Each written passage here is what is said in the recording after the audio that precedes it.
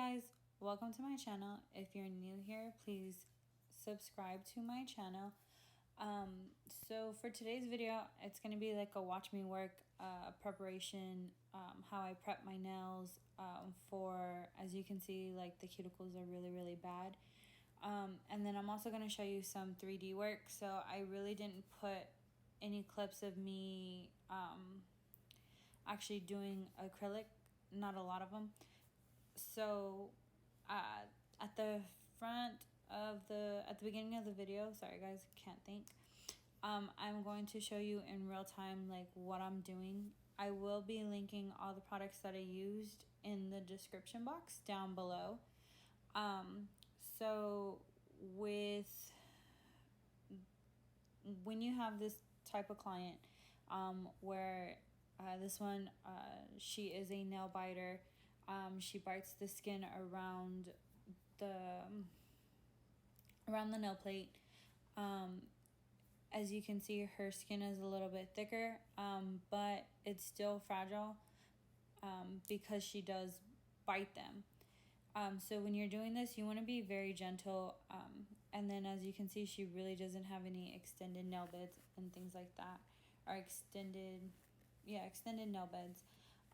So it's kind of just because she's a nail biter. So I'm just trying to remove the excess skin that's on the nail plate.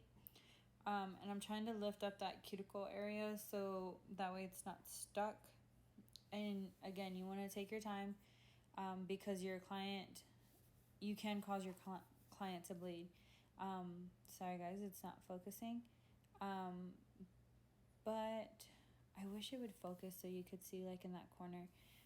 Because you have to be very careful because she had been biting it. If you're not careful, it can open those wounds and stuff like that. But as you can see me, I'm just scraping the nail plate to make sure I get off all that skin. Now with this next drill bit that I'm coming in with, I don't use it on all my clients. I mostly use it on the clients that have really bad cuticles or stubborn cuticles, to make sure that I get them all off, so that way it doesn't have any lifting. And like I said, this is in real time. This is not me speeding up. I think on this portion I have the nail drill either at 6,000 RPMs or 7,000 RPMs. I'm not too sure. And you just want to go slowly around. You want to make sure that it's parallel with your natural nail, not trying to dig in there, because you can cause ring of fire on the nails, and you don't want to do that. You want to be very careful, because if you do slip, this bit can go right into the cuticle area and cause bleeding. So as you can see, I'm just slowly but surely working my way around, making sure I get all of that skin left, or the dead skin, off of the nail plate. And as you can see, she was biting around those areas, so I'm being very careful, being very gentle, making sure that I'm not just going in poking everything, so that way it doesn't cause bleeding. But as you can see, it's really stubborn, and I'm just trying the best I can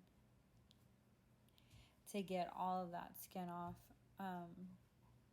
And I'm stabilizing my finger as well,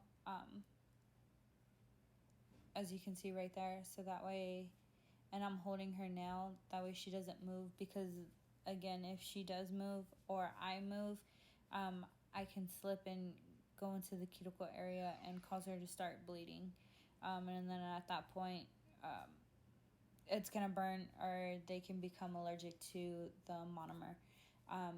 So you want to just be very careful when you're doing this portion. So now I'm going in with the sanding band. These are zebra sanding bands, fine. And I have my nail file at 5,000 RPMs, and I'm just taking off the natural shine. Just working my way, again, being very careful around the cuticle area, because again, you do not want to cause your client to bleed. So I'm just being very careful, just This client also has ridges on her nails, which could be, how would you call it? It could be from damage of the nail, but in her case, it's actually hereditary. So I'm just going in a circle, making sure I get off any of that dead skin that's still left on the nail plate, and still trying to push back that dead skin, trying to get around, making sure that I get everything, because if you leave any of that, and it gets underneath the acrylic that you lay, it will start the lifting. And once you start lifting, it's very bad. You get moisture underneath the nail, cause bacteria, things like that. So it may not necessarily be that you're not sanitary. It would be that you're not prepping your nails right, and allowing moisture to stay underneath there. So just being very careful around those edges. So, sorry guys, I'm like watching the video and then it goes out of focus. But when you're doing on the natural nail with the sanding band, you don't want to go more than 5,000 RPMs. You will damage their natural nail. So I'm just making sure I get in those corners without messing with what she had bitten.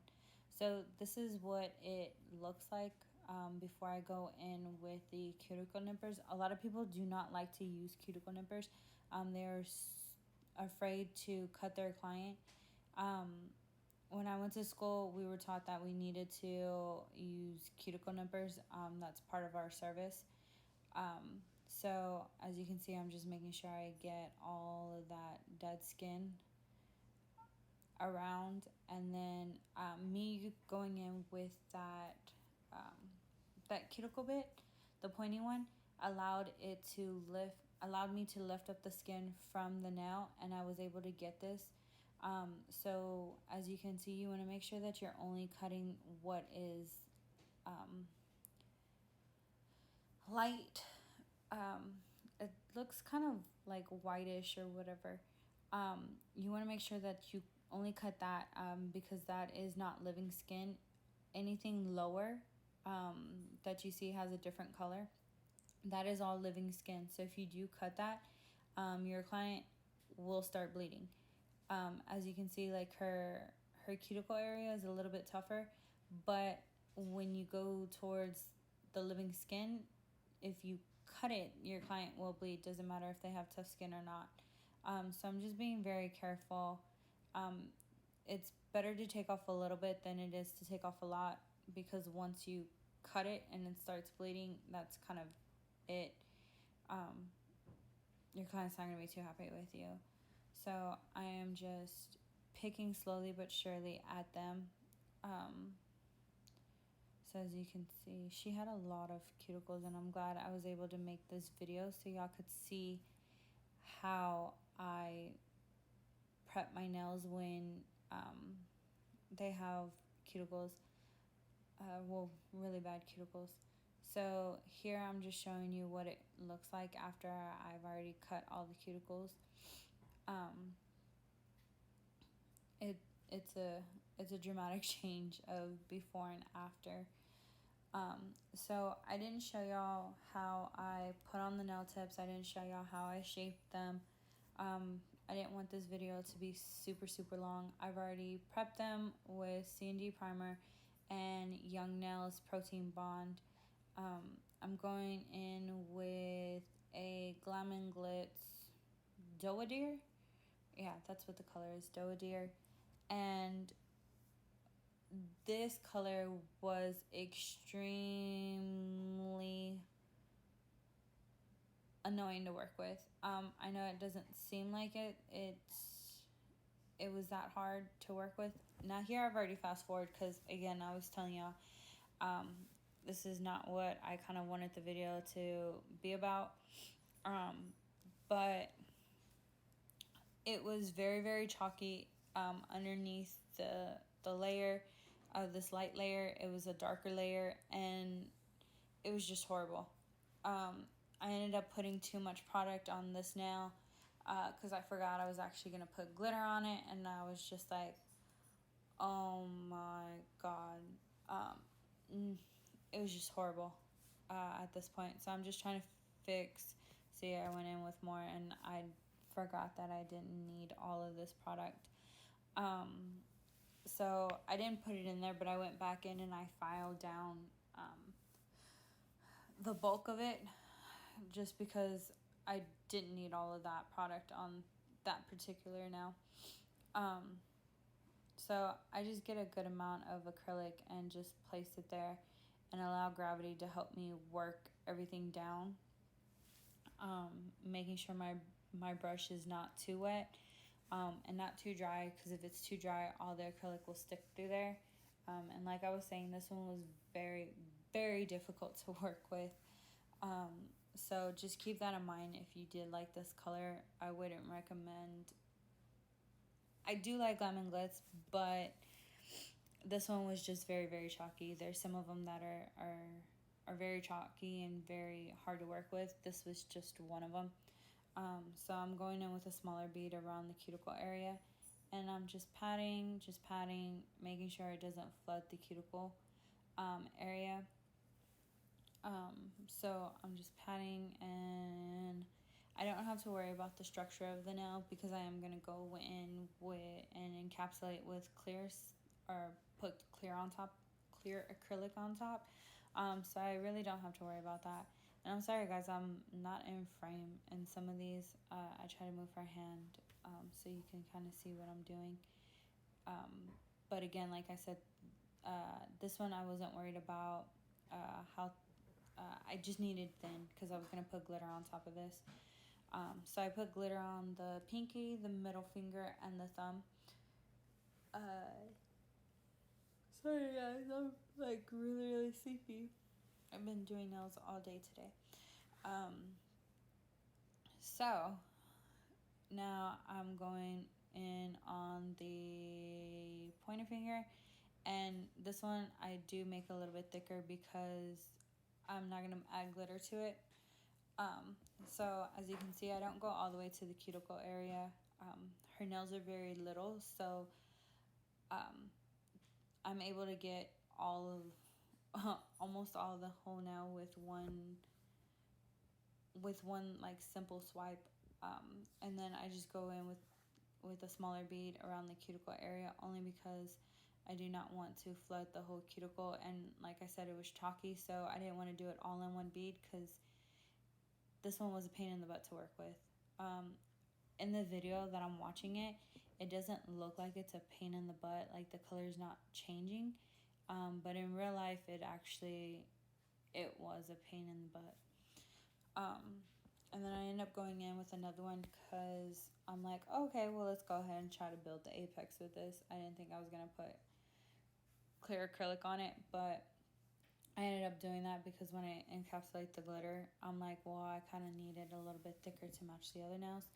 So that's why we did that. And with the thumb, I think I even used the size 16 or 18 brush, the one from my nail room video. No, did I? Because I don't even remember, and I just finished the set. So as you can see, I'm just making sure I don't get any on the sides, making sure I taper in those sides, and then go in with another little bead for the cuticle area, and making sure that you do not flood the cuticle. So you just tap, pat, and then you kind of don't want to put too much pressure, because you don't want the product to leave that area. As you can see, it flooded the cuticle just a little bit, so I go in there and just tuck it in all nice and neat. So here's the glitter. This glitter I got from Walmart, and it's just a loose glitter that I have. I really like the color. It's really pretty. And as you can see, I'm just fighting with the glitter, trying to make sure that it stays with the... So I pick up a bead of clear acrylic, and then I pick up the loose glitter with the clear acrylic. And at this point, I've already filed down, so that way the pinky wasn't bulky, so I could encapsulate it with clear after this. So, sorry guys, I am not in frame again. But working with glitter it's a little annoying because it doesn't stay where you want it to do. You move it and you can't push too hard because you move it and it just moves somewhere else. But sorry guys, I'm really not in frame here. Yeah, you can't even see what I'm doing. I'm sorry guys. Let me see. I don't even know what the hell I'm doing. Let's see. Alright, I think... Okay, here we go. I finally, I guess, realized that I wasn't in frame. So here, again, I'm just going to pick up some color. See, I don't know if you can see it, but, like, it was darker underneath and then it was lighter on top. But I'm just picking up clear acrylic with some glitter, moving that around the nail. I don't need a whole bunch of it because it's just to kind of keep that there. Well, it's just kind of to sorry guys, hold on. Never mind. It's just for design. I'm not trying to cover all the blue that was underneath there. So I'm just patting it, making sure it doesn't go anywhere, tapping it, and then I go ahead and go in with the clear acrylic and cap the nails. So that way when you file, you're not filing off any of the glitter. I did use a bigger bead for the clear, and I realized, oh man, I really didn't need this much clear. So I think you'd see me trying to pull down the clear. And you just want to make sure you go all the way down to the point and then take off the excess clear. So at this point, I've already... Sorry guys, my animals are driving me crazy. I've already put the top coat on. I've already filed. And I didn't show that to y'all because, again, that's not what I wanted this video to be. So I'm going in with Igel Beauty acrylic, and I just grabbed a bead, and at this point, as long as it's wet, you can still keep continuing to add beads to it. And I'm gonna make a 3D carrot. So I grab a portion, and then I go into the next one, and I'm just trying to make like a I don't even know what you would call this. I'm just trying to push it up to make it look like a carrot. And because it is a 3D carrot, as you can see, I'm just... Each section, it'll show the dimension and the texture. So I'm just placing it there and then pushing it up a little bit and then going around to make this carrot. Sorry, it does not want to focus because it's focusing on my hand. And so I'm just really trying. This is actually my first time trying to do a carrot. I've never done a carrot in my life. So it was kind of just, okay, let's see what this can do. Let's see if we can make it. And it actually came out really cute. I really enjoyed it. And so then I go in with the little... I was going to do a whole nother one of those things, but I was like, oh, well, this could just be the end of this thing, of the little point. So at this point, I've already swatched some greens to figure out what I kind of want for the leaves. And I'm sorry, guys, I was not in frame to put this on. This whole camera thing, I told y'all, the camera thing is... I need to get a different one. So as you can see, I place it down. I allow it to dry for a little bit before I start applying any pressure to it, because if you do it while it's too wet, it's just gonna run and then you're gonna have to redo the whole process all over again. So I dip it in the lime green first, and then I go in with the darker green. And as you can see, I'm just trying, see, as I put stuff in there and I didn't even have the darker green, it just absorbed. So as you saw, if I touched it, it just kind of ran together. I'm sorry guys, I am not in frame. So hopefully, I think I go back into frame so y'all can see. And so I just push it and pull up. And then now I start working on some little bitty carrots.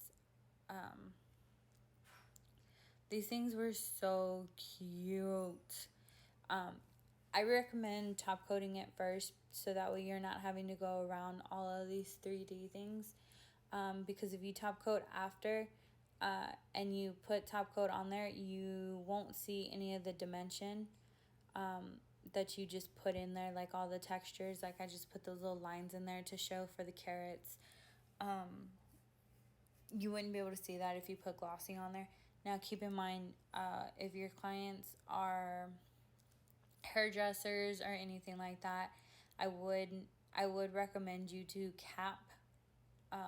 to put top coat on your 3D nail art, because if you leaving it matte like that, they'll get stained. Or if your clients have red hair or different colored hair, I would definitely recommend you to put clear top coat on top of that, so that way they do not get dirty.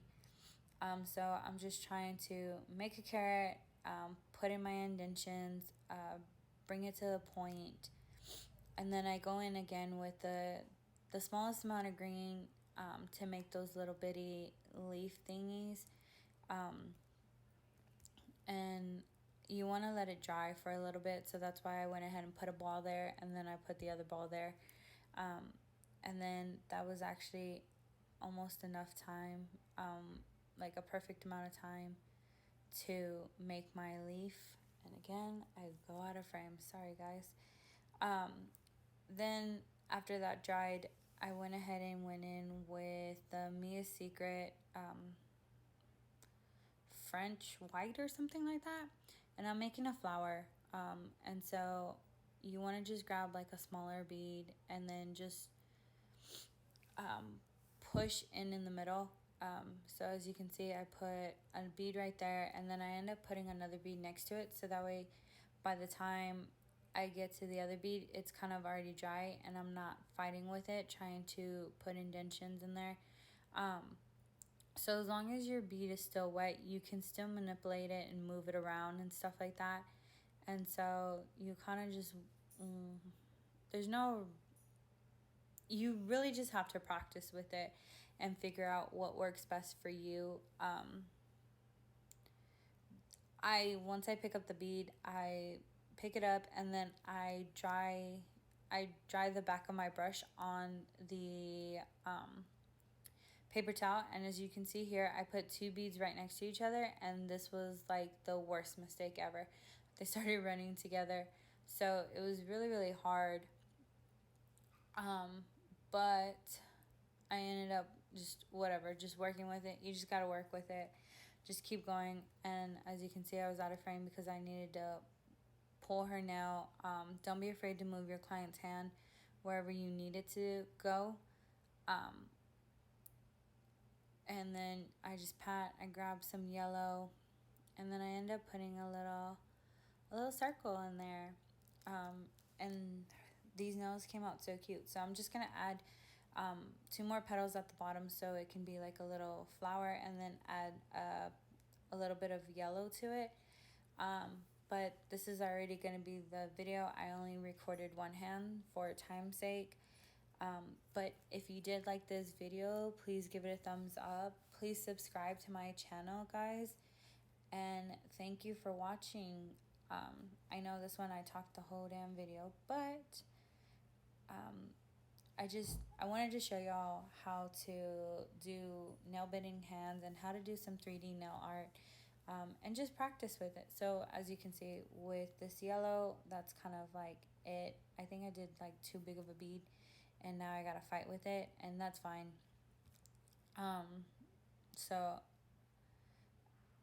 But this is going to be the final product. Thanks for watching, guys.